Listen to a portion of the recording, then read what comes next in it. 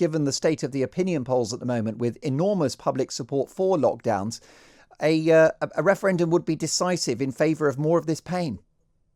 No, I absolutely wouldn't. I mean, if the one thing that opinion polls and focus groups have told us is that they have absolutely no idea what the British public are thinking.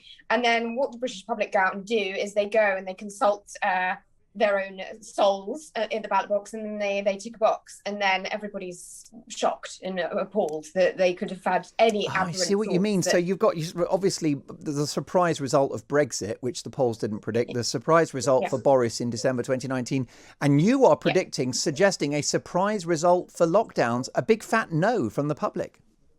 Yes, absolutely. I mean, if you look at the details of that opinion poll, they put that out, didn't they? They said 70% of the British public support this lockdown extension.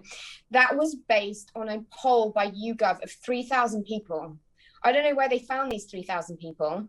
The other advantage, if we did have a referendum, which of course they're not going to give us because they don't believe in democracy at this point, do they? Is that we would actually be able to make our case. The thing is, it's like the one place you can go to hear us say, all the facts of the situation are in fact talk radio, and Mail Plus is granting me a platform. I'm very grateful to them, and a few other places. But, you know, you can read the facts in the news, but the headlines paint a totally contradictory story. And the Prime Minister is allowed to, it's extraordinary behaviour. He's allowed to come up with what he wants to do. Then he leaks it to the press. Then he goes and makes a decree on television, which he fluffs. You can't even read it properly. And then a few days later, journalists actually go to the trouble of fact checking it, and it's all complete bunkum. And the thing is like, even, and last time, we spoke, we were talking about data, not dates. And now both are out the window because the data doesn't support an extension of the lockdown. And the date didn't either. I mean, this irreversible roadmap has been torn up and thrown to a cautious wind. That is not democratic behaviour. And then, the Speaker, I was quite excited by the Speaker, because the Speaker said, how dare the Prime Minister, just make this unilateral declaration. And then you think, oh my God, they're actually going to debate about it. And they're actually going to, maybe give Theresa May a platform, who's actually doing pretty well at the minute, pointing out that we're not getting out of this situation. If they carry on behaving, ever, we're never getting. Well, I'm going to call her. I'm not going to call her former Prime Minister, Emily. I'm going to call her Leader of the Opposition, Theresa May.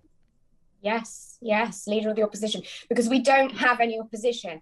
And, there was startlingly few who voted against this lockdown extension.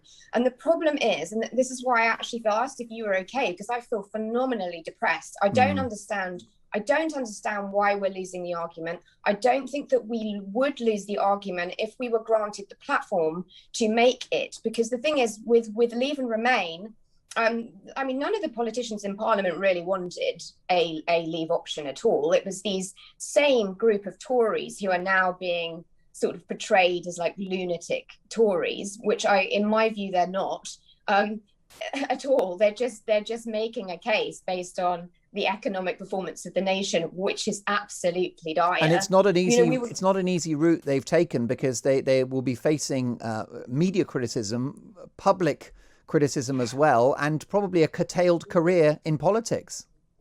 Well, the thing is, I think long term they won't. I think long term it's going to turn out very, very well for them. I think that the future Prime Minister of this nation, God knows where they are on that list, but this is going to be catastrophic. It really is. This is the thing, because nobody predicted the economic crisis in 2008, because they weren't in America, realizing that strippers owned multiple homes and could not afford them, and then the banks had to be bailed out. Like, the scale of government borrowing to bail them out of shutting the economy down has been catastrophic. It was all done to save and preserve the NHS. The NHS waiting list is 5 million long, 5 million. And that's going to get worse if they keep going on in this crazy, crazy manner. And it's young, healthy people, well, as well as old, not healthy people, who are going to suffer.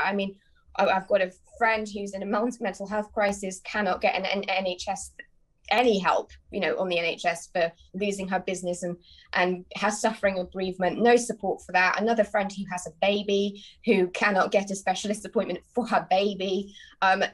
In the first lockdown, one of my friends actually she almost lost the life of her baby because of COVID protocols.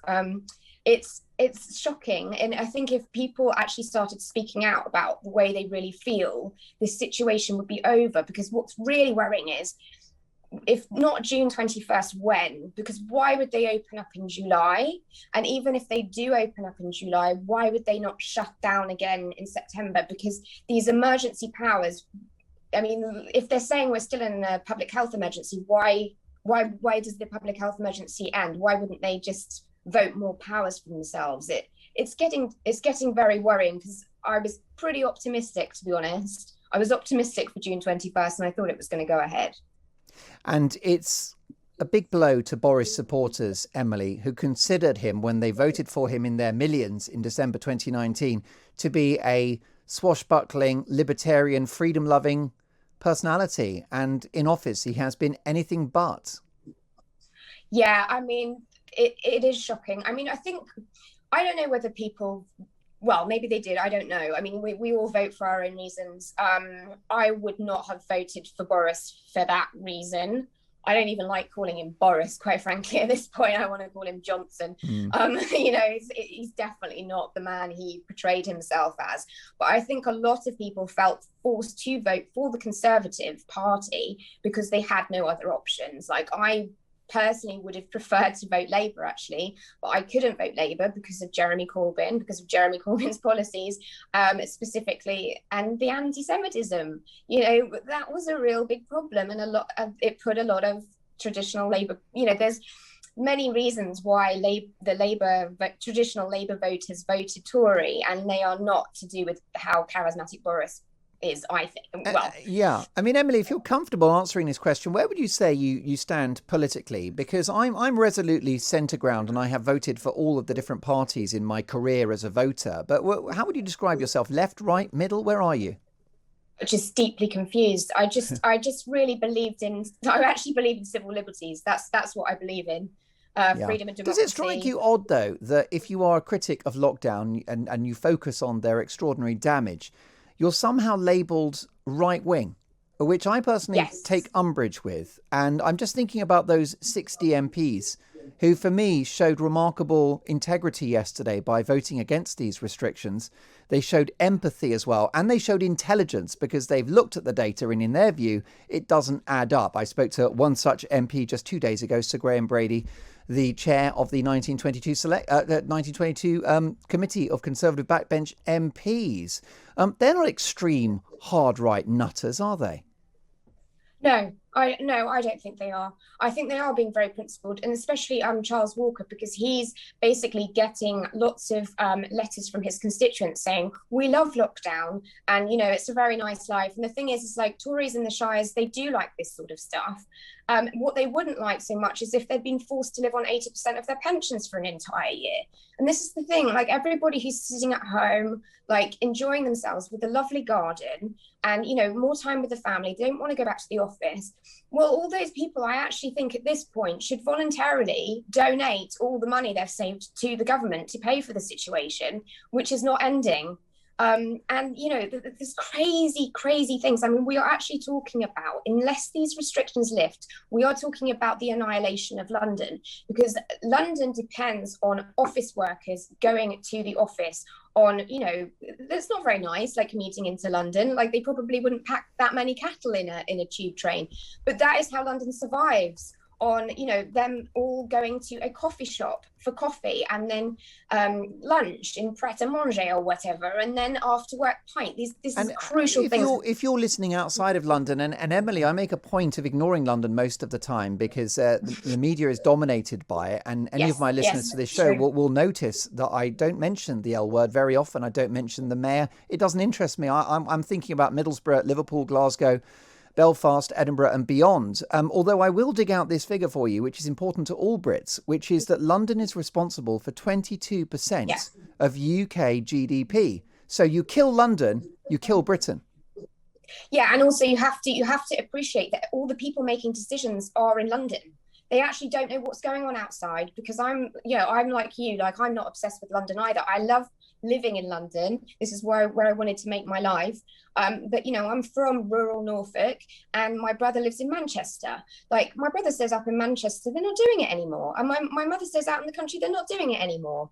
But the thing is London's controlling everything. And all these policy decisions have been taken by Londoners, because they don't understand how people outside London live. Like, it never made sense to me how this virus is going to spread everywhere, like they were saying it was going to spread in London, because people aren't packed together and they don't seem to understand this situation.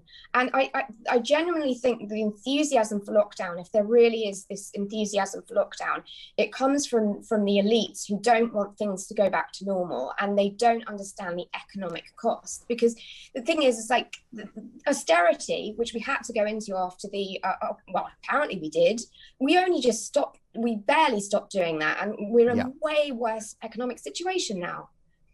Yes. Emily, finally, before I get to John in Essex, if you believe that it actually is the majority of people who are against continued COVID restrictions, it's just that they've been cowed into silence by peer pressure and a media that's pushing the cosy COVID consensus,